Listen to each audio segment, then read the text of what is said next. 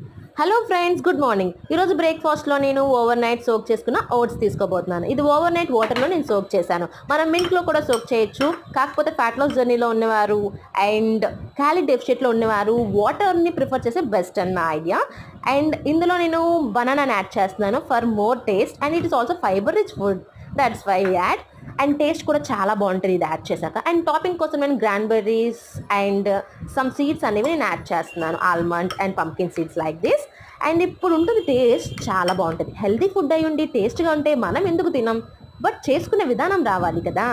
So మనం early morning పిచ్చి పిచ్చి అన్నీ తినడం బదులు, పూరీలు బోండాలు తిని కడుపును ఖరాబ్ చేసుకునే బదులు మనం ఇది తింటే చాలా బెస్ట్. ఎవరైతే వెయిట్ లాస్లో ఉండాలనుకుంటున్నారో అమ్మాయిలు, మీరు ఇది తినండి, నేను చెప్తా చాలా బెస్ట్ అని. అండ్ మనం ఇందులో ఫైబర్ తీసుకుంటున్నాం, వెరీ గుడ్.